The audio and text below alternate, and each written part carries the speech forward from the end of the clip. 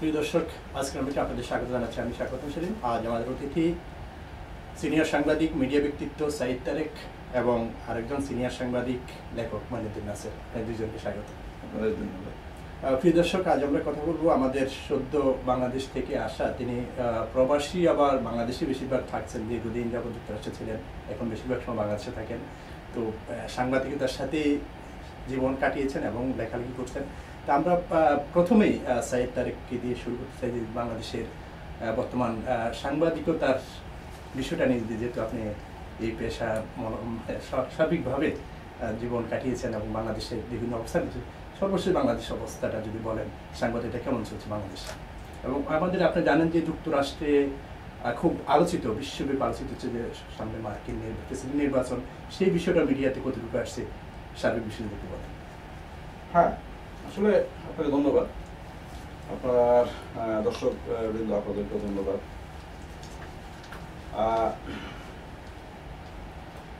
আসলে বাংলাদেশে সাংবাদিকতা কেমন চলছে, এটা আমার মনে হয় যে এটা বলার কিছু নাই, কেননা এটা আমরা তো এখন তথ্য প্রযুক্তির এই বিকাশের যুগে আমরা এটা সবসময় মানে মোবাইলটা খুলে টিপলেই পেয়ে যাচ্ছি। আর মানুষ কিন্তু এখন আর সেই আগের মতো অতটা নাই যে মানে অবোধ বা বোকা নাই যে তাদেরকে বলতে হবে, শেখাইতে হবে, জ্ঞান দিতে হবে এইসব বিষয়ে। কাজেই আমার মনে হয় যে এটা বাংলাদেশে যারা বসবাস করেন তারা প্রত্যেকেই জানেন, প্রত্যেকেই অনুধাবন করেন যে বাংলাদেশের মিডিয়ার কি অবস্থা। এটা নতুন করে এটা বলতে গেলে আপনার মানে বলাটা খুব একটা মানে প্রয়োজন বলে আমি মনে করি না। আসলে এটা তো ঠিক যে আপনার বাংলাদেশে যে সরকার ব্যবস্থা বর্তমানে চলছে, এটা একটা ভিন্ন ধরনের সরকার ব্যবস্থা। এটা আমি বলবো এই জন্য, যদিও আমাদের এখানে আছে যে কি জানি সংসদীয় পদ্ধতি সরকার, সংসদীয় পদ্ধতি সরকার। আসলে এটা সংসদীয় পদ্ধতি না, আবার কেউ বলে, ওনারা বলেন যারা আছেন যে আমরা গণতান্ত্রিক সরকার। এটা গণতান্ত্রিক না, বিরোধী বলে এটা স্বৈরাচারী সরকার। সেই অর্থে স্বৈরাচারী সরকার ডেফিনেশনে সেটাকে ফেলা যাবে না। সবকিছু মিলে এটা একটা নতুন ধরনের সরকার কাঠামো, এটা আমি বলবো। এই ধরনের সরকার কাঠামোর এক্সপেরিয়েন্স আমাদের এক সময় হয়েছিল স্বাধীনতার পরে কয়েক বছর, তবে ওটাও ঠিক এইরকম না, ওটা একটু অন্য একটু ফর্মে ছিল আর কি। মার্শালের পিরিয়ডে আমরা দেখছি বা এরশাদ সাহেবের শেষের দিকে আমরা দেখছি এটা সরকার ব্যবস্থা ছিল, সেটার সঙ্গেও ঠিক এটাকে মেলানো চলবে না। এটা নতুন ধরনের, এক ব্যক্তির ইচ্ছায়, এক ব্যক্তির নির্দেশে, এক ব্যক্তির হুকুমে, এক ব্যক্তির জন্য, গভর্নমেন্ট বাই 1% ফর 1% অফ 1%। তো এই জন্যই বলতেছি যে এটা নতুন ধরনের সরকার ব্যবস্থা। স্বাধীন হওয়ার পর থেকে আপনি যে বিষয়টা বললেন যে এক ব্যক্তির ইচ্ছে সবকিছু, কিন্তু যতগুলো সরকারই তো সবগুলোতে এরকমই তো মনে লক্ষ্য করা আছে যে এক ব্যক্তির হুকুম। তারপরেও কিছু এক্সেপশন ছিল, এক ব্যক্তির ইচ্ছে, তো এক ব্যক্তি কেন্দ্রিকই সরকার ব্যবস্থা সবসময় ছিল, যে প্রেসিডেন্সিয়াল হোক, পার্লামেন্টারিয়ান হোক বা মার্শাল্লাহ বা ডিক্টেটরশিপ হোক, যেটাই হোক, এক ব্যক্তি কেন্দ্রিকই সরকার ছিল। তারপরেও কিছু ব্যাপার ছিল যে মানে মানুষের কিছু অধিকার ছিল, মানুষ কিছু বলতে পারতো, মানুষ কিছু প্রকাশ করতে পারতো, এই ধরনের কিছু সুযোগ সুবিধা ছিল। সবসময় এরকম কিছু সুবিধা ছিল, কিছু কম বেশি। কিন্তু এই বর্তমান যেটা হচ্ছে, এখানে এই সুবিধাগুলো অত্যন্ত সীমিত। আর একটা কথা আমি বলি যে এটা মানে সরকার ব্যবস্থা যেখানে সরকারের চলে যাওয়ার কোনো স্বাভাবিক এক্সিট রুট নাই। সাধারণত পলিটিক্যাল সিস্টেমে গভর্নমেন্ট যখন আসে, তার যাওয়ার একটা পথ থাকে, গণতান্ত্রিক ব্যবস্থা যদি বলি আর কি। তো আমাদের এখানে কিন্তু যেটা অনেকেই বলেন, যেটা মনে হচ্ছে আর কি, যে ঠিক গণতান্ত্রিক পদ্ধতিতে সরকার পরিবর্তনের, অর্থাৎ যারা ক্ষমতায় আছেন তাদের, এরশাদ সাহেব একসময় আমাকে বলছিলেন, আমি তো ওনার সঙ্গে ছিলাম বেশ ওনার শুরুর দিকে বেশ কিছুদিন আর কি, দেখো আমি তো বাঘের পিঠে চলে বসছি, বসে থাকাও কঠিন, নামলে তো বাড়ি খেয়ে ফেলবে আমাকে, অনেকটা এরকম অবস্থা হয়ে গেছে আর কি। যাই হোক, এরকম একটা সিচুয়েশনের সংবাদপত্রের স্বাধীনতা যতটুকু থাকা উচিত ততটুকু আছে। মূলত আমাদের দেশের সংবাদপত্রগুলো তো ধরেন যে মালিকদের মানে স্বার্থ রক্ষা করার জন্যই এগুলো প্রকাশিত হয়, প্রচারিত হয়।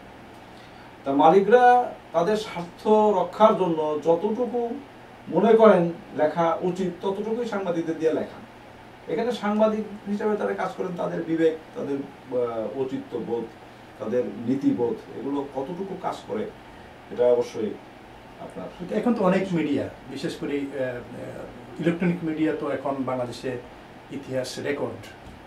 সেই ক্ষেত্রে কি সেই যেটা বললেন যে না, আমি তো বললামই যে এখানে তো আপনার আমাদের দেশের প্রথম কথা হলো যে সরকার যারা চালায়, সংসদ যেখানে আছে, এখানে হলো মেজরিটি হলো বিজনেসম্যান, কর্পোরেট বডি, এবং তাদেরই নিয়ন্ত্রণে মিডিয়ার।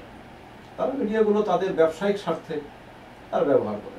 তো ব্যবসায়িক স্বার্থে ব্যবহার করতে হলে পরে যতটুকু দর্শকের মানে আপনার অ্যাটেনশন আকর্ষণ করার প্রয়োজনে যতটুকু বলা দরকার মিনিমাম, তারা ততটুকু বলতে পারে। আর মার্কিন নির্বাচন কতটুকু প্রাধান্য পাচ্ছে বর্তমানে বাংলাদেশে? এই জিনিসটা কিন্তু আমি যেটা লক্ষ্য করি আর কি, যে বাংলাদেশের পত্রপত্রিকা কিন্তু এই বিষয়টা মানে খুব একটা গুরুত্ব দিয়ে কিন্তু এই বিষয়টাকে আমার মনে হয় না দেখা হচ্ছে। অথচ আপনার মানে আমি নিজে একজন সচেতন নাগরিক হিসেবে মনে করি যে এই সাবজেক্টটা বাংলাদেশের জন্য কিন্তু আপনার মানে কম যে মানে অগুরুত্বপূর্ণ না, এটা বেশ একটা গুরুত্বপূর্ণ বিষয়। কিন্তু দুঃখজনকভাবে বা দুর্ভাগ্যজনকভাবে হয়তো আমাদের মিডিয়া এটা ফিল করেন না, অথবা মনে করেন যে আমাদের দেশের জনগণ বোকা, এদেরকে এই বিষয়ে সম্পর্কে জানানোর কোনো প্রয়োজন নাই। জনগণ কিন্তু ঠিকই আপনার ইউটিউবে, গুগলে আপনার সার্চ দিয়ে কিন্তু সবই জেনে দিচ্ছে। নিউ ইয়র্ক টাইমস পড়তেছে ঢাকায় বসে, তো এটা সেইভাবে গুরুত্ব পাচ্ছে না, সেটা আমি আবারও আসবো। নাসিবে যদি বিষয়টা বলেন যে বাংলাদেশের মিডিয়াতে এখান থেকে দেখেন যে যেভাবে আসার কথা তারিখবাবু বলেন যে সেভাবে আসছে না, সেই বিষয়টায় আমি প্রথম দিয়ে আমি একটু শুরু করতে চাই যে বাংলাদেশের মিডিয়া, এটা আমি পরে বলতেছি বাংলাদেশের মিডিয়া কেন করছে না। আপনি মানে লক্ষ্য করলে দেখবেন যে আমরা দীর্ঘদিন থেকে একটা স্বাধীন সার্বভৌম একটা রাষ্ট্রের ভিতরে আছে, কিন্তু বাংলাদেশ কিন্তু সার্বভৌম দেশ না। বাংলাদেশ হচ্ছে যে বেসিক্যালি একটা বিকলাঙ্গ স্বাধীনতার মধ্য দিয়ে আমরা পথ চলছি, এবং বর্তমান সরকারও একটা বিকলাঙ্গ সরকার। এটা কবে থেকে শুরু বিকলাঙ্গটা? বিকলাঙ্গ শুরু থেকে, এটা মানে একদম শুরু থেকে। কারণ আপনি মানে দেখেন বাংলাদেশ যখন স্বাধীন হয়েছে, আমি এই করে এটা যদি ব্যাখ্যা দিচ্ছে অনেক লম্বা ব্যাখ্যা, বাট যেমন বাংলাদেশ যখন স্বাধীন হয়েছে একটা গণতন্ত্রের জন্য স্বাধীন হয়েছে, যেহেতু পাকিস্তানি সামরিক জান্তারা তখন শেখ সাহেব বা আমাদের বন্ধু শেখ মুজিবুর রহমানকে তারা ক্ষমতা হস্তান্তর করেন, ডেমোক্রেটিকলি নির্বাচিত সরকারের হাতে ক্ষমতা হস্তান্তর না করার কারণেই কিন্তু না করে তারা করছে কি আমাদের উপরে যুদ্ধ চাপিয়ে দিয়েছে, এবং তারা একতরফাভাবে আমাদেরকে বলেছে তোমরা অনেকটা যে বেরিয়ে যাও। আমাদের উপায়ন্তর না দেখেই আমাদের কিন্তু স্বাধীনতার স্লোগান দিতে হয়েছে, এবং স্বাধীনতার স্লোগানটা ছিল আমাদের দেওয়ালে পিঠ থেকে যাওয়ার পরে একটা চিৎকারের স্লোগান। এটা কিন্তু আমাদের স্বাধীনতার, যেমন মানে শেখ সাহেবকে প্রথমে করা হয়েছিল প্রেসিডেন্ট, এবং তাজউদ্দিন সাহেবকে প্রধানমন্ত্রী করা হয়, উনি ভারপ্রাপ্ত প্রেসিডেন্ট ছিলেন নজরুল সাহেব, উনি যখন 78 ফিরে আসলেন উনি হয়ে গেলেন প্রধানমন্ত্রী, আবার তিনি হয়ে গেলেন প্রেসিডেন্ট। এটা কিন্তু একটা বিচ্ছিন্ন, একটা চিন্তাহীন একটা বিষয়, যে স্বাধীনতার পরে আমি দেশটা কীভাবে চালাবো সেটার কোনো শেখ সাহেবের হাতে বা আওয়ামী লীগ নেতৃত্বের হাতে ছিল না। এই জন্য স্বাধীনতাটা আমাদের বেসিক্যালি, আমরা স্বাধীনতা স্পৃহা আমাদের ছিল, আমরা স্বাধীন জাতি, স্বাধীনতাকে আমরা প্রতিনিয়ত করেছি, তার উপরেও আমরা মর্যাদা দিয়েছি গণতন্ত্র। আপনি যেমন মানে কিছুক্ষণ আগে আমরা বলছিলাম যে বাংলাদেশ দ্বিতীয় বিভক্ত হয়েছে গণতন্ত্রের কারণ, কিন্তু যে ভোট দিয়েছে হয়েছে, একটা নির্বাচন তো হয়েছে সেখানে। দিস ইজ দ্য থিংস, আমরা কিন্তু গণতন্ত্রমুখী একটা জাতি, কিন্তু আজকে সরকার এই গণতন্ত্রকে ঠুটি টিপে ধরেছে। এই জন্য একটা বিকলাঙ্গ সরকার, এবং স্বাধীন যে আমরা সার্বভৌম, যে এটাকে আমাদের সংবাদপত্র বলেন, স্বাধীন দেশের সংবাদপত্র, সার্বভৌম দেশের সংবাদপত্রের যে রূপ হওয়া দরকার বা সংবাদ মাধ্যমের যে রূপ হওয়া দরকার সেই রূপ আমাদের মধ্যে নেই। আমাদের এখানে আছে যে যে মিডিয়াগুলো যেভাবে কাজ করে বাংলাদেশে, সেই মিডিয়াগুলো হচ্ছে যে একটা যে যে চুটি টিপে ধরে যেই জগদ্দল পাথর, সেই পাথরমুখী একটা সংবাদ মাধ্যম। কাজেই আমাদের এই সংবাদ মাধ্যম কিন্তু আমরা গণতন্ত্রের প্রিয় মানুষের জন্য এটা কোনো সংবাদ মাধ্যম বা স্বাধীন কোনো সংবাদ মাধ্যম না। আপনি মানে দেখেন শফিক রেহমান সাহেবকে, শফিক রহমান সাহেব রাজনীতি করেন, রাজনীতির মতাদর্শ আছেন, বাট আপনারা মানে জানেন শওকত মাহমুদও রাজনীতি করেন, উনি একজন সাংবাদিক, কিন্তু শওকত মাহমুদের রাজনীতি আর শফিক রহমানের রাজনীতি কিন্তু এক না। শফিক রহমান কিন্তু কার্যত রাজনীতি না, উনি লেখক এবং মানে দ্বিতীয় স্তর হচ্ছে উনি রাজনীতি, তার লেখার মধ্যে রাজনীতি প্রকাশিত হয়। সেটা সবসময় করেছে জহুর হোসেন চৌধুরী, মানিক মিয়া, তারপরে সিরাজউদ্দিন, যারা ইয়ে করেছেন যে আমাদের অনিরুদ্ধ, উনিকে সবাই, নির্মল সেন, হুমায়ুন আহমদ হুমায়ুন, এরা সবাই কিন্তু রাজনীতি করেছে। রাজনীতি কিন্তু তাদের মূলত তারা ছিল সাংবাদিক। আমাদের শফিক রহমান মূলত সাংবাদিক, রাজনীতিটা তার দ্বিতীয়। আর শওকত মাহমুদ পরবর্তীকালে সাংবাদিক থাকলেও পরবর্তীকালে তিনি মূলত রাজনীতিক হয়ে গেছিলেন। কাজেই শফিক রহমানের গ্রেপ্তারটা পুরোপুরিভাবে সংবাদ মাধ্যমের উপরে একটা খড়গহস্ত, এটা আঘাত বলে আমি মনে করি। যদিও আমি আমার মতদ্বৈততা আছে শফিক রহমানের সাথে, বাট তাকে বলতে না দেওয়া, তাকে কারাগারে নিয়ে যাওয়া এবং তাকে রিমান্ডে নিয়ে যাওয়া, এটা হচ্ছে যেটা অভদ্র, এটা আনসিভিলাইজড একটা বিশ্বে আমরা বাস করি মনে হয়। তো এই নিয়ে সাংবাদিকদের মধ্যেও কিন্তু তার শফিক রহমানের গ্রেপ্তারের বিষয়েও একটু দ্বিধাদ্বন্দ্ব আছে। দ্বিধাদ্বন্দ্ব বিকজ আমাদের সাংবাদিক, আচ্ছা ওটার আমি পরে আসছি, আমি আমাদের এটা আপনি দেখেন এই যে নির্বাচনের যেটা আমাদের তারিক ভাই যে কথাটা প্রসঙ্গটা বলছে, বাংলাদেশের সংবাদপত্র এটা হচ্ছে না, এখানেও কিন্তু এটা একটা, আপনি জানেন সকল ব্যারোমিটারে কিন্তু বলা হচ্ছে, আমেরিকান মিডিয়াতে বলা হচ্ছে যে হিলারি ক্লিন্টনকে ঠেকানোর মতো কোনো ক্যান্ডিডেট পায় না। এটা আমেরিকান, সেটা সারা বিশ্বের একটা, যেমন মানে ট্রাম্পকে কানাডাতে অবাঞ্ছিত ঘোষণা করা হয়েছে, এবং এটা বোধহয় এটা আমেরিকার ইতিহাসে প্রথম কোনো প্রেসিডেন্ট প্রার্থীকে অবাঞ্ছিত ঘোষণা করেছে বাইরের দেশ। তারপরে ইংল্যান্ডে নেওয়া হয়েছিল, তারপরে আর টিউলিপ প্রাইম মিনিস্টারের কন্যা টিউলিপ যে সুন্দর বক্তব্য দিয়েছেন উনি, আমি দেখেছি এর মধ্যে, সেখানে মুভ নেওয়া হয়েছে, সেই ট্রাম্পকে সমালোচনা করা হয়েছে, এবং প্রথম একটা আমেরিকার একটা বিশ্বের একটা লোকরে সমালোচনা করা হয়েছে। কিন্তু আপনি অবাক হবে যে বাংলাদেশের পত্রিকাতে টিউলিপের বক্তব্য কিন্তু ঠিকভাবে ছাপানো হয়নি। আমি দেখেছি, আমি লক্ষ্য করেছি যে টিউলিপের বক্তব্য, কারণ বিকজ প্রধানমন্ত্রী হিলারিকে পছন্দ করেন না। প্রধানমন্ত্রীর বক্তব্য কিন্তু আমি পত্রিকাতে দেখেছি, পত্রিকাতে আসছেন যে উনি বলছেন হিলারি, উনি ক্যাবিনেট সবাই বলেছেন যে হিলারি যদি প্রেসিডেন্ট হন তাহলে তো আমাদের অসুবিধা হয়। এই একটা কথাই যথেষ্ট আওয়ামী লীগের লোকের মুখ বন্ধ করে দেওয়া, মিডিয়ার মুখ বন্ধ করে দেওয়া, এটা দিস ইজ দি থিংস। এখন আমাদের এই যে আমেরিকার যে সংবাদপত্রের সাথে বাংলাদেশের সংবাদপত্রের জগৎ, আমেরিকার স্বাধীনতার সাথে বাংলাদেশের স্বাধীনতাটা তুলনা করার কোনো রকমের ভাবে যুক্তিযুক্ত নয়। যেমন মানে ধরেন আমাদের হাসান ফেরদৌস ভাই, আমি প্রসঙ্গ আনি, উনি একজন বোদ্ধা মানুষ এবং মানে আমি রেসপেক্ট করি, উনি আমার সিনিয়র কিছুটা, এবং মানে আমরা একসাথে অনেক কাজ করেছি। উনি একদিন মানে বললেন যে আমেরিকার গণতন্ত্রেও সমস্যা আছে, আমেরিকার গণতন্ত্রে ওই আছে। হ্যাঁ, আমেরিকার গণতন্ত্রের সমস্যা আছে। আমেরিকা একবার আমাকে ওই সময় আমেরিকার গণতন্ত্রের সমস্যা আছে, কিন্তু আমেরিকার সমস্যা থেকে উত্তরণ করতে চায়, গণতন্ত্র ফাইন গণতন্ত্র সেটাকে রিফাইন করতে চায়। এখানে কিন্তু আপনার বাংলাদেশে গণতন্ত্র নাই, সেটা রিফাইন তো দূরে থাকে, এটা ডিফাইন হয়ে যাচ্ছে, এটা মানে তো এটা তো ইয়ে হচ্ছে। কাজেই এখানে তো এটা কম্পেয়ার করার কোনো যুক্তি নেই। আমাদের যে কমিউনিটি মিডিয়াগুলো রয়েছে সেই ক্ষেত্রে মার্কিন প্রেসিডেন্ট নির্বাচন কতটুকু গুরুত্ব পাচ্ছে? এখানে মার্কিন প্রেসিডেন্ট নির্বাচন সময় মিডিয়াগুলোতে কোনো, যেমন একটা পত্রিকাতে আমি নাম উল্লেখ করতে চাই না, একটা পত্রিকাতে লেখা হলো যে হেডিং দেওয়া হলো যে নিউ ইয়র্কে বার্নি স্যান্ডার্স এবং হিলারির মধ্যে মানে এর মধ্যে সমান সমান আর কি খেয়ে নেবে, 20% আপনার হিলারি এগিয়ে আছে আজকেও। সেখানে যদি বলা হয় খেয়ে নেবে, তাহলে তো সম্ভবত তার ভূমিকা সম্পর্কে অজ্ঞাত।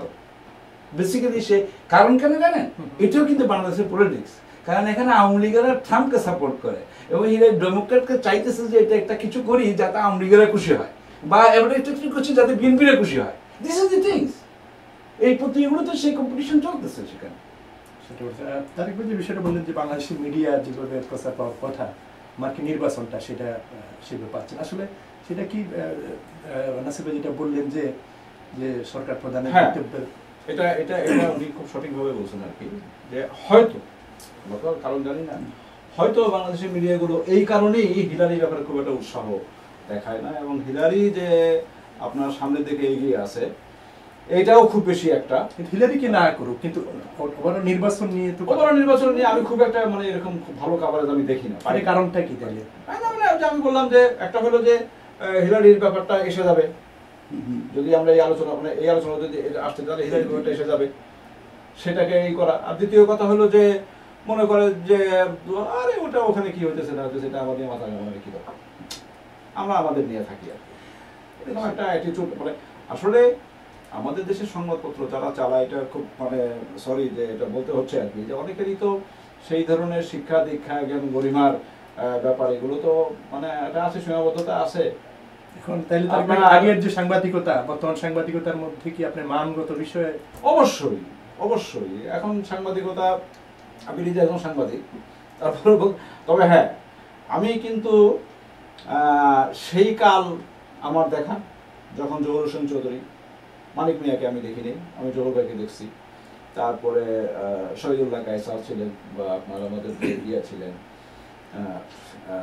কি বলে সালাম সাহেব, তারপরে যে এহতেশাম হায়দার চৌধুরী, সিনিয়র যারা ছিলেন আর কি, তারপরে আবুল কালাম শামসুদ্দিন, দৈনিক বাংলার সম্পদ, আমি এদেরকে দেখছি, এদেরকে মানে তখন আমি কেবল শুরু, তো সেই সাংবাদিকতা আমার দেখা।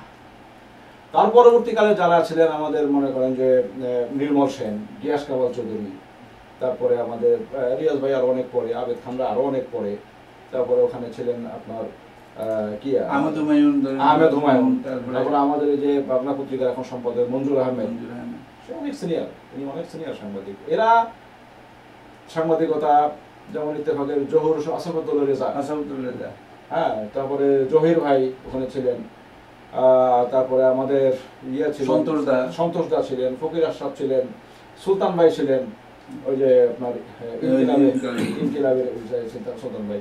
এরকম তাদেরকে দেখছি, তাদের আমলের সাংবাদিকতা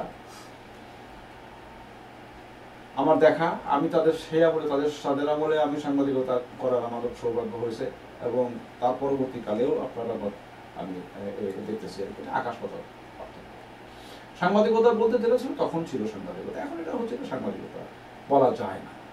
এটা আমি বলতে আমি এটা বলতে আমি বলবোই না যে এখন সাংবাদিকতা হচ্ছে। এটা কবে থেকে এটা বেশি মনে করেন? এটা আমার ধারণা যে আপনার এই যে যেদিন থেকে আপনার মূল্যবোধের অবক্ষয় শুরু হইলো, বিশেষ করে রাজনীতিতে অধঃপতন শুরু হইলো, নৈতিকতার অধঃপতন শুরু হইলো, লুটপাট শুরু হইলো, এই ট্রেন্ডের ভিতরে এখান থেকে আপনার সাংবাদিকরা নিজেদেরকে মুক্ত করতে পারলো না, তারাও এখানে ঢুকে গেল।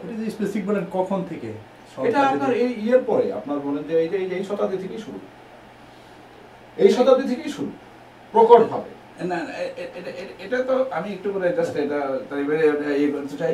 আপনি মানে যদি আপনি ধরেন গণতন্ত্র যখন ছিল বাংলাদেশের মধ্যে, তো গণতন্ত্র ছিল, শুরুতে তো বাংলাদেশের গণতান্ত্রিক ব্যবস্থা ছিল, কিন্তু যেদিন একদলীয় শাসন ব্যবস্থা হলো সেদিন থেকে আমরা মানে সংবাদপত্রের কন্ট্রোলত হয়ে গেল। তখন থেকে কিন্তু বেসিক্যালি এই সংবাদপত্রের কিন্তু যে যখন সাংবাদিকরা যাইয়া মানে শত শত সাংবাদিক যাইয়া যখন সরকারি চাকরি নিল, সেদিন থেকে কিন্তু সাংবাদিকতার মৃত্যু হয়েছে বেসিক্যালি। আমার কাছে মনে হয় সেদিন থেকে শুরু হলো সেদিন এরশাদ সাহেবের সময় আমাদের অনেক সিনিয়র সাংবাদিক, নমস্য সাংবাদিক রাত্রিবেলা দিয়ে তার কাছ থেকে জমি টাকা চেক নিয়ে আসতেন, দিনের বেলা তার বিরুদ্ধে বক্তৃতা করতেন। এটা আমাদের দেখা, আমরা এই করছি। পরবর্তীকালে খালেদা জিয়া যখন হলেন, উনি সাংবাদিকদেরকে সরকারি চাকরি দেওয়া শুরু করলেন, উনি বিএসএস কে পলিটিক্যালাইজ করে ফেললেন, যে একমাত্র দলের লোক ছাড়া হবে না।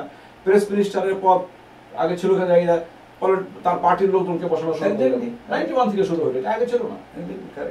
সাংবাদিকরা যখন দেখলো যে হ্যাঁ এখানে দলের খাতায় নাম লেখা যায়, এই সমস্ত এরকম পদ পদবি পাওয়া যায়, তারপরে পরবর্তীকালে যেটা আরো নক্কারজনক হইলো আর কি পরের গভর্নমেন্টের, সেটা হলো যে বিভিন্ন পদক পদবি, স্বাধীনতা পুরস্কার, সমস্ত তার দলের লোকজন, অন্য দলের লোক পাবে না। তার পরবর্তীকালে দেখা গেল কি যে একজন অপোনেন্ট সাংবাদিক বা মানে সিনিয়র মারা গেলে ইন্টারনেট বন্ধ করে নাই, কোথায় যেয়ে পৌঁছাইছে। মানে অন্যরা তো পড়েই না, সাংবাদিকদের মধ্যেই মানে আগে রাজনৈতিক এক গ্রুপ এমন মানে গ্রুপিংটা তো সাংঘাতিক প্রকট হয়ে গেছে এখন আর কি, যে এক গ্রুপের কোনো সিনিয়র সাংবাদিক ধরেন যে মানে হয়ে গেলেন উনি মারা গেলেন, আর এক গ্রুপ তার আগেও তো রাজনৈতিক মতভেদ ছিল, কিন্তু তখন তো হ্যাঁ তখন তো আপনি কি জানেন যে একজন সাংবাদিক বিএনপির আমলে উনি 21 পদক ডিনাই করেছিলেন, এসএম আলী সাহেব, উনাকে 21 পদক দেওয়া হয়েছিল, উনি নেননি। কারণটা কি জানেন? কেন? আমি নাম উচ্চারণ করছেন, উনার সাথে উনাকে আরেকজনের সাথে এমন একজনের সাথে দেওয়া হচ্ছিল, 21 পদক দেওয়া হয়েছিল, যে ওনার সাথে যাইয়া রাজি হন। তো এই হচ্ছে অবস্থা। কাজে সাংবাদিকতা বাংলাদেশে, এটা আমি তো ঢাকায় গেলে আমার বন্ধুরা আমাকে ধরবে যদি শ্রোতারা দেখে তুমি সাংবাদিক নিজে হয়ে তুমি এই সমস্ত মানে বলে আসলাম, তো কিন্তু বাস্তব যেটা সেটা তো মানে বলতে হবে, সেটা তো মানে মানতে হবে, স্বীকার করতে হবে। নাসির ভাই, আপনি এখানে তো দীর্ঘদিন মিডিয়ার সাথে সম্পৃক্ত, সবকিছু পর্যবেক্ষণ করেন। এখানেও কিন্তু ডেমোক্রেট রিপাবলিকান রয়েছে, তাদেরও সমর্থিত সংবাদ মাধ্যম আছে, সেখানে কতটুকু প্রভাব পড়ে? না, এখানে মানে কমিউনিটির কথা বলছেন না, মেইনস্ট্রিমে তারা তো বলে দেয় যে আমি মানে আমরা, তারা তো ওপেন যে আমি রিপাবলিকান, আমি ডেমোক্রেট এবং আমি ইন্ডিপেন্ডেন্ট, আমি এটা তো তারা বলে দেয়। যেমন মানে আপনার ডেভিড লেটারম্যানের শোতে যখন ম্যাককেন আসতো না, তখন ম্যাককেন মনে করছিল ডেভিড লেটারম্যান ডেমোক্রেট, ডেমোক্রেট বলতে আমি কোনো সময় কোনো পার্টি অ্যাফিলিয়েশন নিই নাই, যে আমি ইন্ডিপেন্ডেন্ট হিসেবে কাজ করি। আমি আপনি নেন নাই, তখন সে আশ্চর্য হয়ে গেছিল, আপনি নেন না বলে না, কারণ হি ওয়াজ রংলি ইনফর্ম। এর অনেক কিছু হয়, ঘটনা ঘটে আপনার মানে এখানে, যেমন সংবাদপত্রগুলোতে ইচ্ছাকৃতভাবে টুইস্ট করা হয়। যেমন মানে ধরেন বিশেষ করে যে আজকে যে মুসলমানদের বিরুদ্ধে যে একটা অসুয়া প্রবণতা যেটা দেখা যাচ্ছে, সেটা কিন্তু সবসময় ছিল এই সোসাইটিতে। এটা তো আপনি জানেন খ্রিস্টান ডোমিনেটেড সোসাইটি, কিন্তু খ্রিস্টান না, এখানে কনস্পিরেসি বা মুসলমানদের বিরুদ্ধে মুসলমানদের কনস্পিরেসি বা রিপাবলিকান। একসময় আপনি জানেন সবচেয়ে পপুলার প্রেসিডেন্ট আমেরিকার মধ্যে আব্রাহাম লিঙ্কন। এই আব্রাহাম লিঙ্কনও কিন্তু ভোটের কারচুপির মাধ্যমে কিন্তু ক্ষমতায় আসছে। এটা আপনি অবাক হয়ে যাবেন, উনি প্রাইমারিতেও জিতছে কারচুপির মাধ্যমে, এবং উনি ইলেকশনও জিতেছেন কারচুপির মাধ্যমে, এবং সেটা কিন্তু আপনার মানে এরপরেও কিন্তু এটা অপোজিশন পার্টি যারা তার ডেমোক্রেসির স্বার্থে এগুলো কিন্তু মেনে নিয়েছে, আর সংবাদপত্র কিন্তু সেটাকে প্রকাশ করেছে, ফাঁস করেছে, ছেড়ে দেয় নাই আব্রাহাম লিঙ্কনকে। এখনো সেগুলো নিয়ে আলোচনা হচ্ছে। আপনি জানেন জন এফ কেনেডি কারচুপি করে ইলেকশনে জিতেছে, নিক্সনের এগেইনস্টে। এটা আপনি মানে অবাক লাগবে, কিন্তু এখন তারা এগুলো নিয়ে আলোচনা করা হয়। যেমন ইলিনয়ে যখন লুইজিয়ানায় উনি কৃষ্ণাঙ্গ যারা আছেন তারা সবাই এর সাপোর্ট ছিলেন, এমন একটা জায়গাতে তখন সবাই কেনেডির সাপোর্টার ছিল, সেখানে এমন একটা জায়গাতে যত কৃষ্ণাঙ্গ আছেন তার চাইতে 10 গুণ ভোট বেশি কাস্ট হয়েছে, কিন্তু নিক্সন মেনে নিয়েছে যে আমি পরাজিত হয়েছি। একটা তো আপনি নিক্সনের আপনি মানে কোয়ালিটিগুলোর মধ্যে এটা একটা অনেক বড় কোয়ালিটি। ফার্স্ট টার্মে হি ওয়াজ ইলেক্টেড, অনেকে মনে করে যে কেনেডিকে আপনার মানে পরাজিত করে, কিন্তু তাকে আসলে কিন্তু উনি পরাজিত হয়েছেন কিনা সেটা নিয়ে এখনো আলোচনা হয়, যে নিক্সন অনেক গ্রেটনেসের পরিচয় দিয়েছে। এবং আপনি দেখবেন এখনো ছবিতে, অনেক ছবিতে যখন ক্লিনটন ভিক্টরি স্পিচ দেওয়ার পরে যখন চলে যায়, লাস্ট একজন লোকের সাথে হ্যান্ডশেক করে, তিনি হচ্ছেন নিক্সন।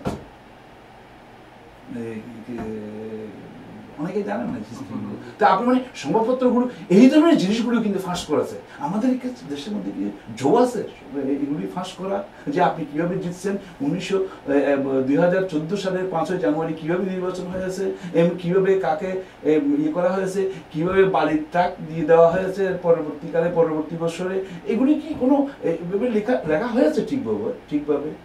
আমি বলতেছি না যে বর্তমান সরকার সবচেয়ে খারাপ এবং তার বিগত সরকার সবচেয়ে ভালো ছিল, সেটা না। বিগত সরকারের আমরাই কিন্তু পতন শুরু হয়েছে।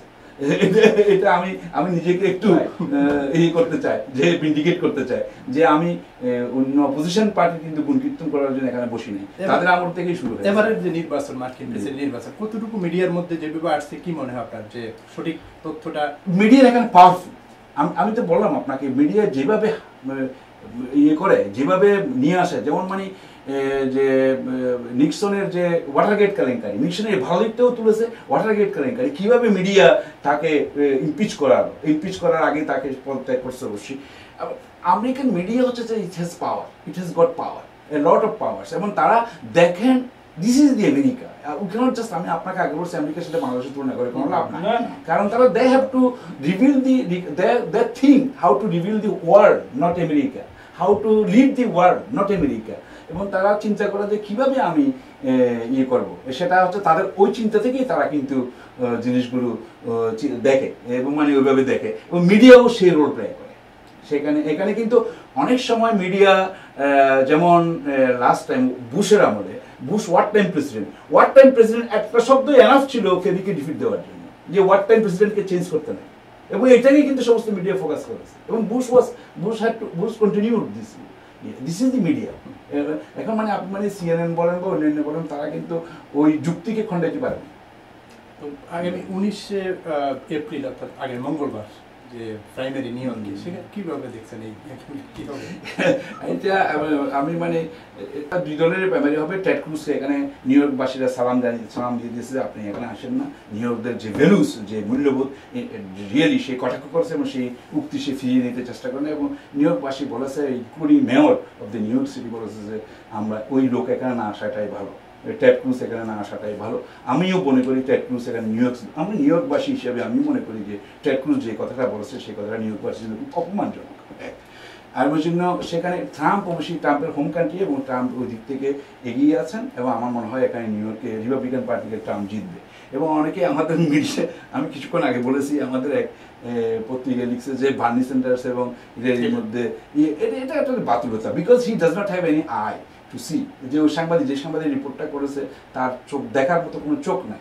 কারণ অলরেডি আজকেও যেটা বলা হয়েছে যে 17% হিলারি ক্লিন্টন 20% তারা 17 to 20% তারা লিড করছে, 3% এরর তার জরিপে।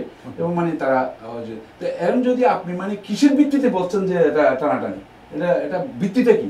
আপনার মনের মতো ইচ্ছে বললে তো হবে না। এখন মানে আপনি মানে নিউ ইয়র্ক যে একটা সিটি, এটা হচ্ছে যে new York state is a big thing. Up state, buffalo, অন্যান্য আদার জায়গাতে তো অনেক জায়গায় তো স্যান্ডার্স কিন্তু মিটিং করতে পারেন না, তো সেখানে মিটিং করতে পারেন না। বাট আই লাভ স্যান্ডার্স হচ্ছে ক্লিন লোক, হি ইজ এ, বাট এইবার প্রাইমারিতে যে কোনো কারণ হোক হিলারির প্রতি নিউ ইয়র্কবাসী একটা দুর্বলতা আছে। যেমন মানে এখানে এটা ডেমোক্রেটিক পার্টির মধ্যে হিলারি জেতার সম্ভাবনা বেশি। আর যদি এখানে হিলারি জিতে, তার পরবর্তীতে স্যান্ডার্স একটা, আমি বলি এইখানে আমি স্যান্ডার্সকে হাইলাইট করবো। স্যান্ডার্সের একটা বক্তব্য আছে, স্যান্ডার্স কিন্তু মার্ক্সবাদী দ্বারা লোক। স্যান্ডার্স ডেমোক্রেটিক পার্টিতে নবাগত, উনি অরিজিনাল ইন্ডিপেন্ডেন্ট ছিল, পার্লামেন্টের ইন্ডিপেন্ডেন্ট সিনেটর, এবং উনি নির্বাচিত হয়েছেন ইন্ডিপেন্ডেন্ট হিসেবে। তারপর উনি এখানে ইয়ে করার মধ্যে আসলে সবসময় সে ডেমোক্রেটদের সাথে ছিলেন, কারণ ওনার রিপাবলিকান ওনার দল না। উনি সরাসরি কিসিঞ্জারের সমালোচনা করেন, সরাসরি ট্রাম্পের সমালোচনা করেন, সরাসরি উনি অনেক কিছু করেন যেটা রিপাবলিকানদের সাথে কোনোভাবে উনি যান না।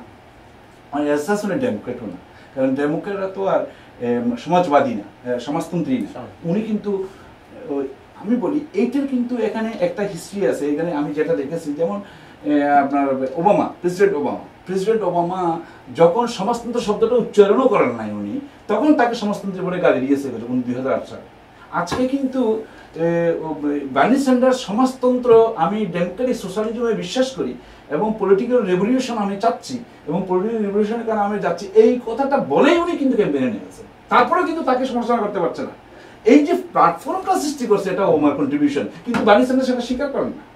আই ডোন্ট নো, বিকজ যদি উনি স্বীকার করেন তাহলে উনি যে সমাজতন্ত্রী সেটা কিন্তু খর্ব হয়ে যায়, কারণ সমাজতন্ত্রী না। বাট যে ওবামা বলছে আমি সমাজতন্ত্রী না, এই জন্য ওবামাকে উনি ক্রেডিট দিতে রাজি না।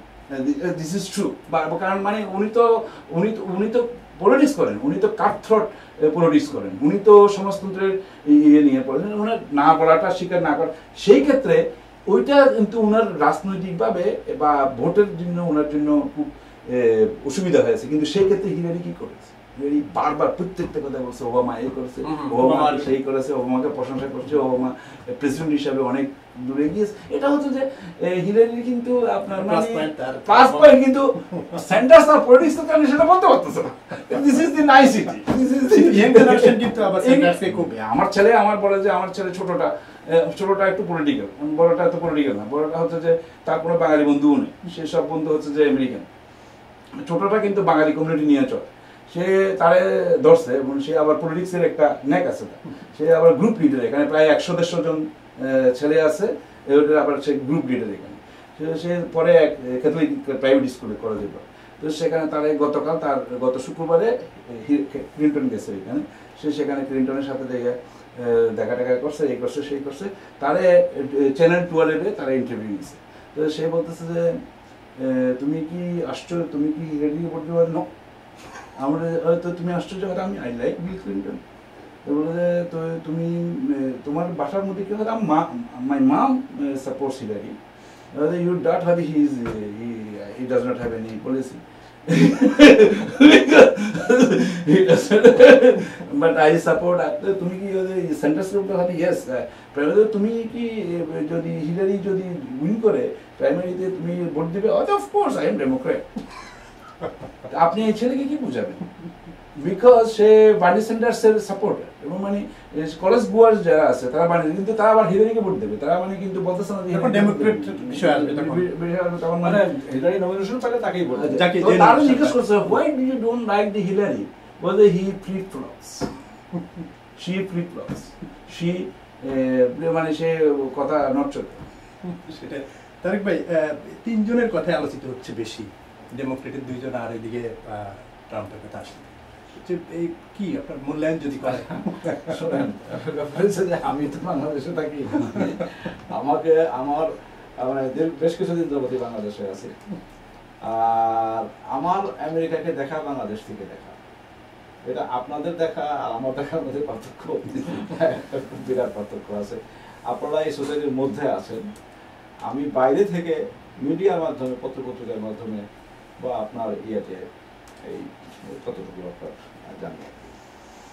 তবে এটা একটা বুঝি সাধারণ একটা কমন সেন্সের ব্যাপার, বা আমাদের বাংলাদেশ সের জন্য সবাই তো আমরা করি, যেমন শুধু আমেরিকা কেন, আমাদের আশেপাশের দেশের ইলেকশন হয় তখন আমাদের একটাই কিন্তু থাকে যে যখন ইন্ডিয়া যখন ইলেকশন হলো তখন আমাদের দেশের মানুষের একটা প্রত্যাশা ছিল, ধারণা বা একটা আশা ছিল যে কে জিতলে ভালো হয়। এই ভালো হয়টা কোন সেন্সে? আমার দেশের জন্য ভালো হয় কে, দেশের জন্য ভালো হবে কে। যেমন যখন ইন্ডিয়া যখন ইলেকশন হলো তখন কংগ্রেস গভর্নমেন্ট কে দায়ী করা হয় যে আমাদের দেশে একটা খুব মানে একটা বিকৃত রাজনীতি ধারা স্থাপন করার জন্য। এইটার জন্য কংগ্রেস গভর্নমেন্ট কিন্তু আমাদের দেশের মানুষের কাছে মানে বেশি মানুষের কাছে খুব একটা না, মানে খুব ভালো চোখে দলকে দেখা হয় না। ইলেকশনে যখন আপনার কংগ্রেস এবং নরেন্দ্র মোদী দলের সঙ্গে, যদিও নরেন্দ্র মোদী সম্পর্কে যে তার ইমেজটা যে খুব পাওয়ার সাম্প্রদায়িক লোক একজন, তারপরেও কিন্তু মানুষ আমাদের দেশে আশা করছিলেন যে না, মোদী আসুক, মোদী জিতুক। বরং উল্টো পক্ষে দেখা গেল যে সরকার পক্ষের লোকজন তারা মনে মনে চাচ্ছিলেন যে কংগ্রেস কন্টিনিউ করুক। যে কেন? তাদেরও একটা আশঙ্কা ছিল যে যদি কংগ্রেস না থাকলে হয়তো আমাদের মোদী আসলে আমাদের কোনো সমস্যা হতে পারে। কিন্তু যাই হোক, সেটা মানে মোদী এসে গেছে, ওটা অন্য আসপেক্ট আর কি। তেমনিভাবে বাংলাদেশের সঙ্গে কনসার্ন যারা আর কি, যেমন ব্রিটেনে যখন ইলেকশন হয়, ব্রিটেনে বাংলাদেশ বান্ধব যারা, আমরা কিন্তু তখন আশা করি যে ঠিক আছে এরা আসুক, এরা ক্ষমতায় আসুক। আর লেবার পার্টিকে মনে করা হয় যে বাংলাদেশের জন্য তো যখন ইলেকশন হয় তখন আমরা স্বাভাবিকভাবে সেটা কি আমরা পাই। এবং বাঙালি আমাদের যে এমপি যারা আছে ওখানে, রুশনা দাঁড়ি আছে বা আছে, এরা এদেরকে আমরা সমর্থন করি মনে মনে। কেন? এরা বাঙালি, এরা যদি ওখানে ক্ষমতা আসতে পারে বাংলাদেশের জন্য কিছু করবে, কিছু করবে। তেমনি ভাবে এখানকার ইলেকশন এটা বেশিরভাবে খুব বেশিভাবে এটা কনসার্ন এই জন্য যে অনেক সংখ্যক বাংলাদেশি আমেরিকায় বসবাস করে, অনেক বাংলাদেশি এখানে নাগরিক হয়ে গেছে, ইমিগ্রেন্ট হয়ে গেছে, এবং মানে আপনার প্রতিটা গ্রামে না হলে পরেও অ্যাটলিস্ট মানে প্রতি 3টা গ্রামের একটা গ্রামে একজন একটা ফ্যামিলি পাওয়া যাবে যার লোক যুক্তরাষ্ট্রে আছে। কাজেই এখানকার ভালো মন্দ আমরা ওখানে একটু কনসার্ন, আর এখানকার সিচুয়েশনটা কোন সিচুয়েশন হলে আমাদের দেশের জন্য ভালো হবে সেটাও কিন্তু আমাদের এটাই থাকে যে ওইখানে কে ইলেক্ট হলে পরে বাংলাদেশের জন্য ভালো হবে। আবার আরেকটা ব্যাপার আছে ওখানে, যেমন আমাদের এখানে এখন 92% মুসলিম, এই সেন্টিমেন্টটাকেও কিন্তু এখন আপনার মানে এখন প্রাইম মিনিস্টারও কিন্তু আপনার এটাকে অস্বীকার করতে করেন না। উনি যে সমস্ত কথাবার্তা ইত্যাদি বলতেছেন এই ব্লগারদের সম্পর্কে, ইসলাম ধর্ম সম্পর্কে, ধর্মীয় সেন্টিমেন্টের উপর আঘাত দেওয়া সম্পর্কে, এই কথাগুলো কিন্তু আজকে থেকে 1 বছর আগে ওনার মুখ থেকে শোনা যায় না। আসলে কি আগে যত সরকার এখানে পরিবর্তন হয়েছে, পররাষ্ট্রনীতি কি রাতারাতি চেঞ্জ হয়ে যাবে? আমি বলি এদিক থেকে আমেরিকা কিন্তু পররাষ্ট্রনীতি ডোমেস্টিক পলিসি দিয়ে নিয়ন্ত্রিত। ইনফ্যাক্ট মানে যেমন মানে ডিপ্লোমেসি বলে একটা বই আছে কিসিঞ্জারের লেখা, সেখানে বলছে the founding fathers of America decided not to have a foreign policy. This is the preface-এর কথা কিন্তু এই বইয়ে। কিসিঞ্জারের চাইতে তো এটা হয়তো তাকে আপনি অপছন্দ করতে পারেন, বাট এখানে কিন্তু আমেরিকার পলিসি হচ্ছে ডোমেস্টিক ইয়ে আপনাকে বিচার করবে যে আমার ডোমেস্টিক নিড কি, এটাই ফরেন পলিসি ইয়ে করে ডিসাইড করে। তো আপনার মানে যেটা বলছেন যে এখানে আগের গভর্নমেন্ট সরকারগুলো কি করেছে, যেমন মানে ধরেন এই প্রেসিডেন্ট বুশের আমলে বাংলাদেশ সম্পর্কে খুব বেশি একটা উচ্চারণ শোনা যায়নি, কিন্তু ক্লিন্টনের আমলে বাংলাদেশ সম্পর্কে আমরা শুনেছি, যেটা আমাদের তারেক ভাই বলেন ডক্টর ইউনূস সম্পর্কে, এবং ডক্টর ইউনূসের কারণেই হয়তো অনেক সময় উনি বাংলাদেশে গেছেন এবং বাংলাদেশে করেছেন। এবং হিলারি ক্লিন্টন ফ্যামিলির সাথে ডক্টর ইউনূসের একটা পার্সোনাল সম্পর্ক আছে। তো সেই কারণে কিন্তু আপনি মানে দেখছেন যে ডক্টর ইউনূসকে কিন্তু কংগ্রেশনাল অ্যাওয়ার্ড বা প্রেসিডেন্সিয়াল অ্যাওয়ার্ড এগুলো নিয়ে রিপাবলিকান ডেমোক্রেটদের মধ্যে কোনো রকমের কিন্তু পার্থক্য ছিল। প্রেসিডেন্সিয়াল অ্যাওয়ার্ড দিয়েছে তাকে, কংগ্রেশনাল অ্যাওয়ার্ড দিয়েছে তাকে, কিন্তু এগুলো কোনো পার্থক্য ছিল সর্বসম্মত, এটা নিয়ে কোনো ডিসপিউট ছিল। কারণ তারা দেখছে যে এটা তাদের ডোমেস্টিক নিডের, এবং মানে প্রফেসর ইউনূসের গ্রামীণ ব্যাংকে ঋণদান যতটুকুই না, যতটুকু এফেক্টিভ না, তার চেয়ে ঋণ যে শোধ ফেরত পাওয়া, ঋণের যে ফেরত আসা, রিকভারি, এটা কিন্তু অনেক বেশি অ্যাকসেপ্টেবল এদের কাছে। তারা মানে তারা মনে করছে যে এইভাবে যদি আমি দিই তাহলে ইট উইল কাম আপ। তারা তো চাই যে ওইটাই, যারা ওয়ার্ল্ড ব্যাংক বলেন, IMF বলেন, তারা তো বলেছে যে মনে করে যে অর্থ লগ্নি করবে, সেই অর্থ থেকে বেনিফিট আসতে হবে, দ্যাট ইজ দি থিং। তো এখন মানে প্রফেসর ইউনূস একটা পথ দেখিয়েছে এবং সারা বিশ্ব সেটাকে গ্রহণ করেছে যে না, আপনার মানে সার্ভিস লাগবে, এই লাগবে, সেই লাগবে, আমি কীভাবে এই রুমটা ফেরত পেতে পারি, দিস ইজ দি থিংস। এখন যে কারণে এরা ডেমোক্রেট বা রিপাবলিকান বলে কোনো কথা নেই, যদিও ক্লিন্টন বা প্রমোট করেছে বা হিলারি প্রমোট করেছে, কিন্তু এটা সর্বসম্মত। তো আপনার মানে যে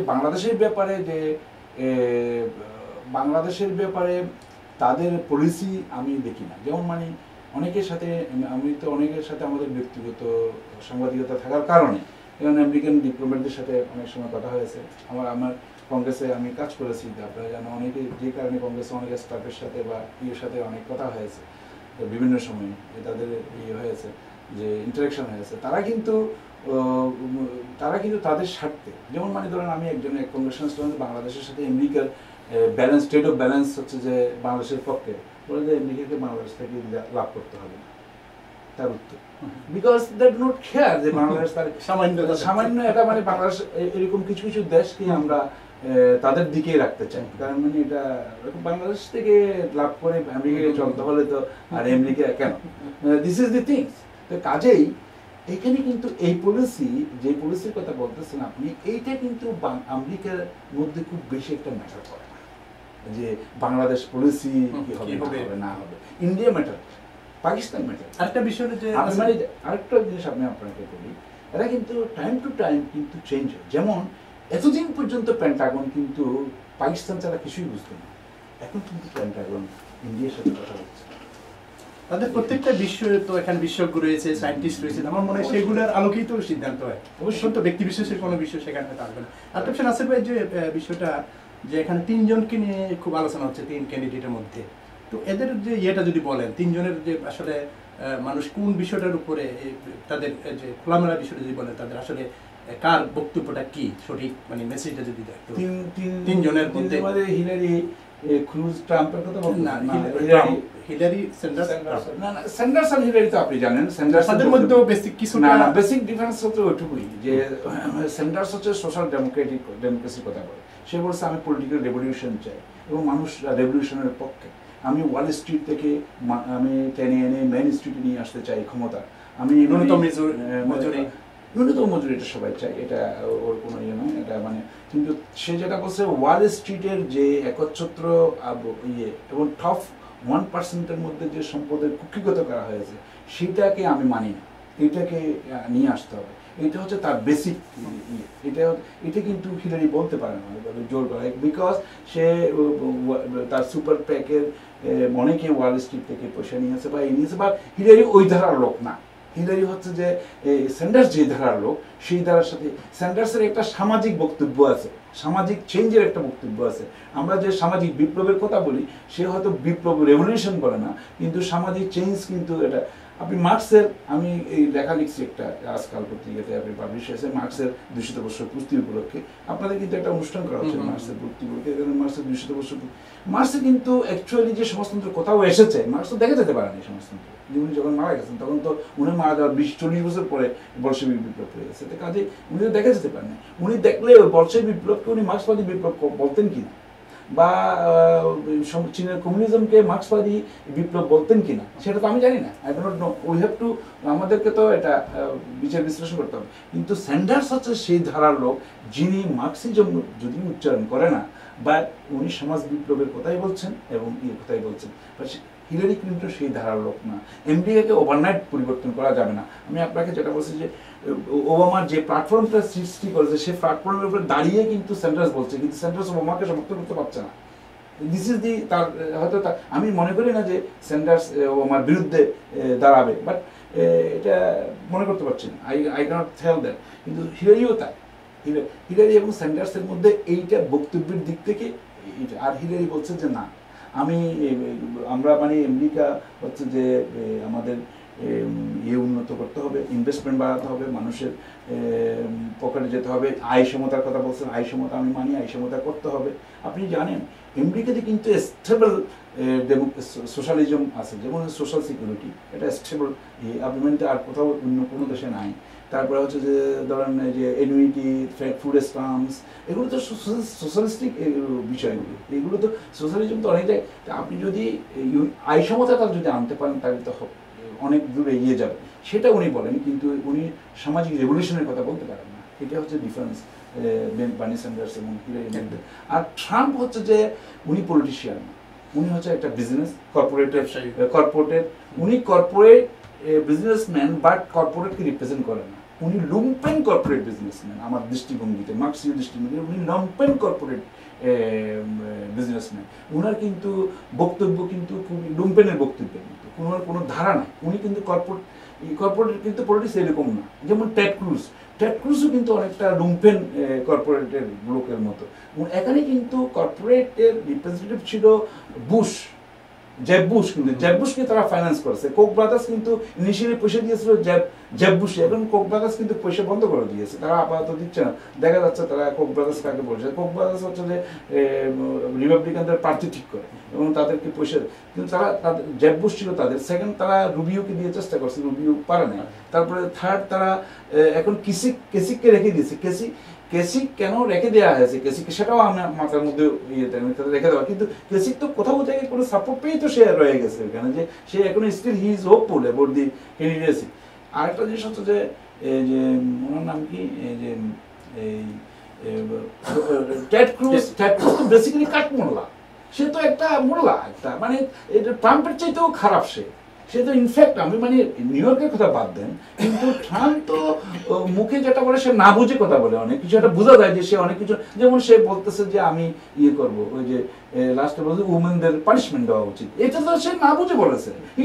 because say Chris Matthew, he is one of the tough journalist, এবং তার সাথে কেউ ফেস করতে চায় না সহজে, কারণ সে যাকে টেনে আনে তার চাইতে বেশি কথা বলে। এবং কিস ম্যাথিউসের সাথে সে কথা বলতে গিয়ে আটকে গেছে। কথা যখন সে বেশি কারণ ডোনাল্ড ট্রাম্পের কথা বলে কিস ম্যাথিউস কথা বলে আবার তার ধারা আছে যে কোথায় গিয়ে আমি থামবো, কোথায় গিয়ে কিভাবে আটকে, সে তো বসে আছে তার আটকানোর জন্য।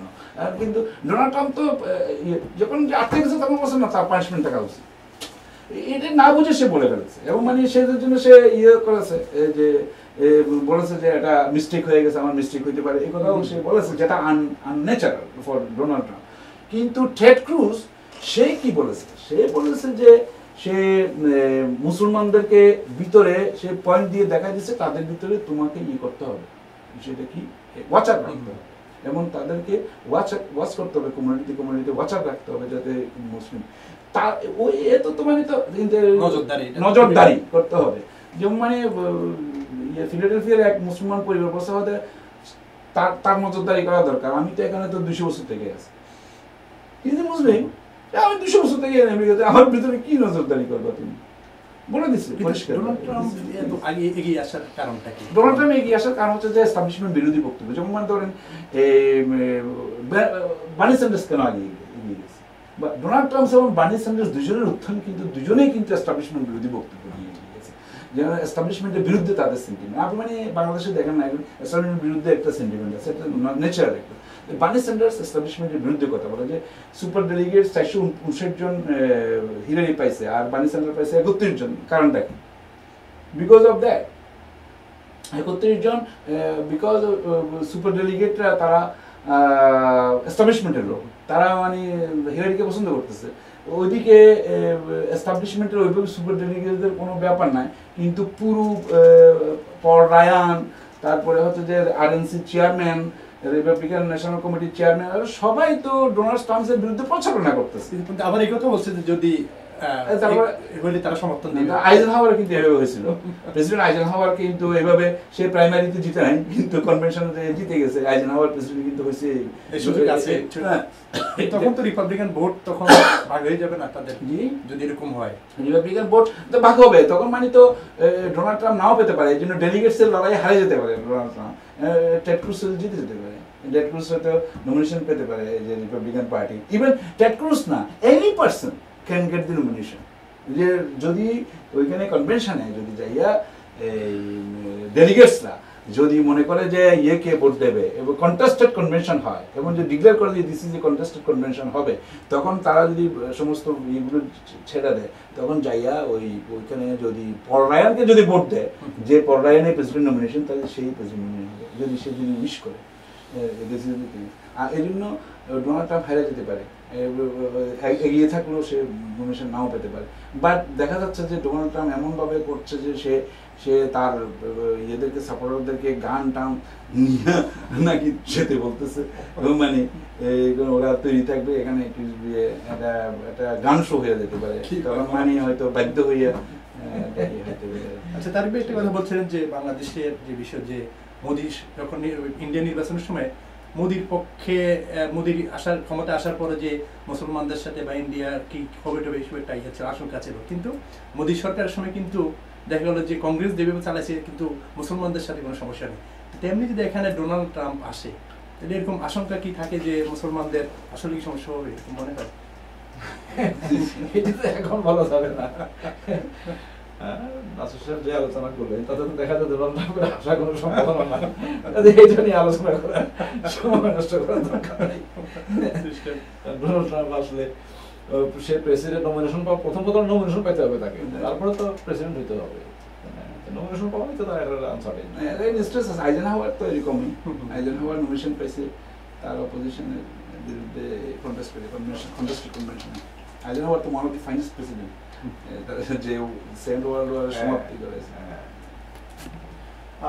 তারেক ভাই, আমরা নাসির ভাই এতক্ষণ যে বিষয়টা নিয়ে বললেন, মূল যে তিন ক্যান্ডিডেট তাদের কি নিয়ে তারা মাঠে নামছেন, কি তাদের বক্তব্য সব শুনলেন, এগুলোতে বাংলাদেশে কতটুকু প্রভাব পড়বে এই বিষয়গুলো নিয়ে যদি বলেন? আসলে হয়েছে কি, আমেরিকা তার একটা ধারায় চলে, তাই না? এখানে যে প্রেসিডেন্ট হোক, আপনার রিপাবলিকান থেকে হোক আর ইয়ে থেকে হোক, তাদের এই ধারায় কিন্তু খুব বেশি একটা নড়চড় হবে না, দেশ এভাবে এগিয়ে যাবে। যখন আপনার বিল ক্লিন্টন ছিলেন 8 বছর চালাইছেন, তারপরে আসলেন বুশ সাহেব আসলেন, উনি 8 বছর চালাইলেন, ওবামা চালালেন 8 বছরে, গত 24 বছরে দেখেন আপনি কতটুকু চেঞ্জ হয়েছে। বা কতটুকু মানে মেজর ক্ষেত্রে কতটুকু চেঞ্জ হয়েছে, সামান্য, খুবই সামান্য। এটা একটা ধারা আছে, এটা কারণ এই দেশটা চলে সিস্টেম, এটা এমন একটা সিস্টেম দাঁড় করায় ফেলছে। এটা সিস্টেম হয়ে যাবে, সাবওয়ে স্টেশনে আপনার ওখানে টিকিট চেক করার কোনো ব্যাপার স্যাপার নেই, এটা সিস্টেম। আপনি কোনো লোক লাগে না, আপনি কার্ড কিনতে পারতেছেন, নিজেই যেতে পারতেছেন, করতে পারতেছেন, বেরিয়ে যেতে যাচ্ছেন, কোনো মানুষের কোনো প্রয়োজন নেই। একটা মাত্র লোক এত বড় একটা ট্রেন হাজার হাজার যাত্রী নিয়ে চলতেছে, সিস্টেম। আমাদের এই দেশটা চলে সিস্টেমের উপরে, কাজে এখানে হিলারি ক্লিন্টন হোক বা অমুক হোক, যাই হোক, এখানে সিস্টেমে চলবে। তবে বেসিক কোনো একটাই হবে না। ছোটোখাটো বিষয়ে আপনার ধরেন যে কিছু কিছু যেমন ওবামা সাহেব চেষ্টা করলেন এখানে ইলিগাল ইমিগ্রেন্টদেরকে একটা গতি করার জন্য, উনি পারলেন না করতে, সিস্টেম।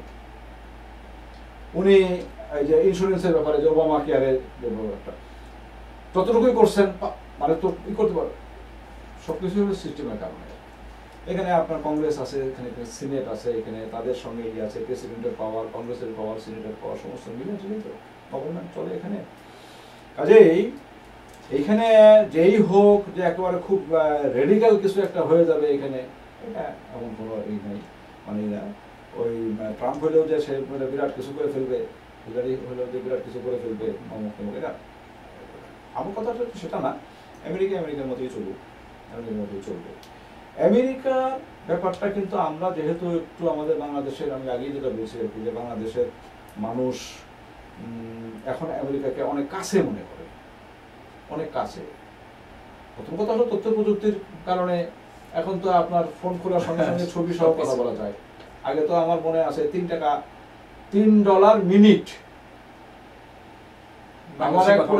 বাংলাদেশে কথা বলার জন্য রাস্তার ধারে বুথের মধ্যে খাড়া, এটা আপনারা দেখছেন কিনা, রাস্তার ধারে বুথ ছিল, সেখানে আপনার ওই তখন আপনার যে এই কার্ড ছিল না, কলিং কার্ড ছিল না, তখন ওই কত সালের দিকে বিভিন্ন কমিউনিকেশন কোম্পানি ছিল, ওখানে নাম্বার দিয়ে বলতে হতো আমাকে ওই নাম্বার দিয়ে দাও, ওই নাম্বারে কথা হতো, যত মিনিট কথা হচ্ছে সেই অনুযায়ী চার্জ করতে হতো, আর অ্যাকাউন্ট থাকতে হতো, টাকা জমা রাখতে হতো। এখানে $3 মিনিট আমি দেখছি।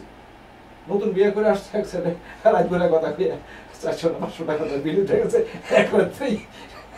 কত সালে দিয়েছে এটা কি মনে হচ্ছে? 93, হ্যাঁ, তখন তো এই ছিল না, কার্ড তো সেদিনকে আসলো, সেলফোন তো ওই দিনকে আসলো, আর এখন তো অ্যান্ড্রয়েড, এখন তো আপনার কাজেই এখন আমেরিকা বাংলাদেশের মানুষের খুব কাছে, দূরের কিছু না। তবে হ্যাঁ, একটা জিনিস কি, আমাদের মানুষ একটা আশা একটা অবশ্যই আছে, কারণ আমাদের দেশের বর্তমানে যে অবস্থা চলতেছে, এটা সরকারি দল বিরোধী দল সকলেই বোঝে যে এটা কোনো সুস্থ একটা অবস্থা না। এটা মনে করেন যে আমাদের সরকার যারা চালাচ্ছে, প্রাইম মিনিস্টার বা তার দল, তারা যে খুব শান্তিতে আছে, স্বস্তিতে আছে, এটা কিন্তু না। তারাও খুব শান্তিতে, খুব স্বস্তিতে নাই, কারণ তারাও বুঝতেছেন যে না, এটা কোনো সিস্টেম হলো না। ক্ষমতায় আছেন ঠিকই তারা, সরকার চালাচ্ছেন ঠিকই তারা, বিরোধী দল যারা এটা মার খেতেছে, তারা তো বলতেছে যে এটা কোনো সিস্টেম না, আর কি এটা সিস্টেম আসা উচিত এটা। এবং সেখানে আমেরিকা তো বলা হয় বিশ্বমোড়লের কি ভূমিকা কতটুকু করবেন আমি জানি না, বাট একটা ভূমিকা যদি তারা এখানে, অবশ্য আমাদের বিষয়ে কেউ করুক, হস্তক্ষেপ করুক, সে তো আমরা চাইবো না, বাট বুদ্ধি পরামর্শ দিয়ে হোক বা উপরোধ করে হোক বা যে কোনোভাবেই হোক, যদি মানে আমরা সহযোগিতা পাই আমাদের দেশটাকে সিস্টেমে আনার জন্য, আমাদের তো বন্ধুর কাছ থেকে সহযোগিতা সাহায্য নিতেই পারি আমরা, তাহলে এটা ভালো। এটাই এই দৃষ্টিকোণ থেকে আমাদের এখানকার ইলেকশনের দিকে আমরা উঠে তাকাই আছি, কি হয় সেই কি হয় সেটা। আসলে আমরা শেষ পর্যায়ে যে আপনি ইমিগ্রেন্ট নিয়ে দীর্ঘদিন কাজ করছেন, আসলে এই নির্বাচনে যারা যে ক্যান্ডিডেটগুলো যারা আছেন, তো ইমিগ্রেন্টদের জন্য আসলে এটা তো অবভিয়াসলি এটা তো বেশি ইয়ে করার বিষয় না, কারণ রিপাবলিকানরা যদি আসে তারা খুব সহজে ওটাকে তারা রাখবে না, এবং তারা বলছে যে ইমিগ্রেশন নিয়ে তারা ইয়ে করবে না। আর ডেমোক্র্যাটরা তারা চাইবে যে ইমিগ্রেশন নিয়ে করবে, হিলারি তো অলরেডি বলেছে যে সেটা আলাদা অফিসই করবে তার হোয়াইট হাউসে ইমিগ্রেশন নিয়ে। যেমন ডেমোক্র্যাটরা ছাড়া তো রিপাবলিকানদের মানে কোনো পজিটিভ ইমিগ্রেশন নিয়ে কোনো বক্তব্য নাই। আর একটা জিনিস হচ্ছে যে আমি যেটা কনক্লুশনে নিয়ে করতে চাই, বাংলাদেশ এখন দুটো দায়িত্ব পালন করছে। এটা হচ্ছে যে প্রতিবেশী এটা তো আমাদের সার্ক একটা ইনস্টিটিউশন আছে এবং ভারত হচ্ছে সার্কের মোড়ল যদি আমরা ধরি, তাহলে বাংলাদেশ এখন ভারতের সারোগেট এবং বাফার দুটোই হিসেবে দুটো দায়িত্ব পালন করছে। সারোগেট দায়িত্ব হচ্ছে যে ভারত যা বলতেছে সেটা প্রচার করছে বিশ্বে। দ্বিতীয় হচ্ছে যে বাফার বাফার হচ্ছে যে আপনার মানে চীন এবং ভারতের মাঝখানে যদিও কোনো সীমা মানে বাংলাদেশ কোনো বাফার নেপালের মতো কোনো দেশ না, বাট স্টিল এটা বাংলাদেশ ভারতের হাতিয়ার হিসেবে বা একটা বাহু হিসেবে সেখানে কাজ করতে পারে। যদি আজকে যেটা বলা হচ্ছে পেন্টাগন ভারতের সাথে সম্পর্ক করতেছে, তাহলে কিন্তু আমাদের বাংলাদেশের পরিস্থিতি ভিন্ন রকম হতে পারে, অন্যরকম আরও যা দেখছেন যা শুনছেন সেটা আরও কঠিন হয়ে যেতে পারে। সেটা কি ডেমোক্রেট আসলেও আমি তো বললাম আগেই তো বলেছি যে আমেরিকার কোনো পলিসি ডিপ্লোমেসি, আমেরিকার কোনো ফরেন পলিসি নেই। Foreign policy domestic policy ডিকটেটস the foreign policy. তারা ডোমেস্টিক্যালি তারা যেটা করবে, বাংলাদেশ আমেরিকাতে প্রতিদিন $250 বিলিয়ন বাংলাদেশ সারা বিশ্ব থেকে আসতে হয় এভরিডে। আপনার যে লাইফ স্টাইল মেনটেন করার জন্য তাদেরকে এটা আনতে হয়। এটা আনার জন্য তাদের যা যা কিছু করা হবে তা তারা করে। এটা এখানে বাংলাদেশ বা আমেরিকা বা ইন্ডিয়া বা অন্য কোনো দেশ তাদের ম্যাটার করে না। যেগুলি তারা করবে ডিটারমিন করবে সেগুলি তারা ওইভাবেই তারা চলবে। তারেক ভাই কি বলছেন? না, আমি যেটা বলছিলাম এই প্রসঙ্গে করতেছিলাম আর কি, অ্যাড করতে চাচ্ছিলাম যে বাংলাদেশের ব্যাপারটা তো আসলে এখন আর সরাসরি বাংলাদেশ আর আমেরিকা নাই, এখন ভায়া ইন্ডিয়া হয়ে গেছে। ব্যাপারটা হচ্ছে এখানে আর কি, এখন ইন্ডিয়ার সঙ্গে আমেরিকার যে রিলেশনটা, সেটার যদি কিছুটা হেরফের হয়, কিছুটা এদিক ওদিক হয়, তাহলে বাংলাদেশের সঙ্গে ইন্ডিয়ার সম্পর্কটাও সেই অনুযায়ী আপনার মন নেবে আর কি, এবং সম্পর্ক মানে পরিস্থিতিটা, বাংলাদেশের অভ্যন্তরীণ পরিস্থিতিটা সেই অনুযায়ী মন নিতে। আর আমি খুব খোলামেলা আমি বললাম না আর কি, বাট আমার মনে হয় যে এটা নিয়ে আপনার বুঝে নিতে পারেন আর কি। এটা নির্ভর করতেছে সম্পূর্ণ ইন্ডিয়ার সঙ্গে কি রিলেশনটা, কি ধরনের রিলেশন, এখন যে রিলেশনটা যেটা আছে সেটাই কন্টিনিউ করবে, না এটা তারা কিছুটা পরিবর্তন করবে, সেটা প্রেসিডেন্ট যিনি হবেন তার উপর নির্ভর করতেছে, তাদের উপর নির্ভর করতেছে। তো নতুন কিছু ডেভেলপমেন্ট তো এলাকায় হয়েছে আমাদের, পাকিস্তানের সঙ্গে একটা ব্যাপার, চায়নার সঙ্গে, চায়নাকে নিয়ে কনসার্ন আমাদের বেঙ্গলের সমস্ত মিলটিরা হতে পারে যে আপনার এই সম্পর্কটার ব্যাপারে নতুন করে একটা চিন্তা ভাবনা হতে পারে সেই বিষয়টা। তো বিশ্ব রাজনীতিতে নতুন কোনো প্রভাব পড়বে কিনা নির্বাচনে? তা তো করবেই। এটা তো ইউরোপ অলরেডি তো বলে দিয়েছে যে ট্রাম্প যদি হয় বিশ্বটি ইনস্টেবল হয়ে যাবে। ইউরোপিয়ান ইউনিয়ন অলরেডি বলে দিয়েছে, কানাডা বলেছে যে ট্রাম্প যদি হয় তাহলে হয়ে যাবে। দ্যাট মিনস কি বিশ্ব এখন মানে বোঝা যাচ্ছে যে বিশ্ব ইস্ট ইউরোপকে তারা ডিপেন্ড করে, ইউরোপের উপরে আমেরিকান আভ্যন্তরীণ ইকোনমি ডিপেন্ড করে অনেক কিছু। ইউরোপে যদি মার্কেট খারাপ হয়, আমেরিকান মার্কেট খারাপ, আমেরিকান মার্কেট খারাপ হলে ইউরোপের মার্কেট খারাপ, চীন আছে সাথে। এরা সবাই চাচ্ছে যে হিলারি হয়তো সম্ভবত can be for timing she can be good president for India. আচ্ছা, নাসির আপনাকে অনেক ধন্যবাদ আমাদেরকে সময় দেওয়ার জন্য। তারেক ভাই আপনাকেও ধন্যবাদ। প্রিয় দর্শক আপনাদের অনেক ধন্যবাদ আমাদের সাথে থাকবার জন্য। আপনারা এখানে শেষ করবো। আপনারা ভালো থাকবেন, সুস্থ থাকবেন এবং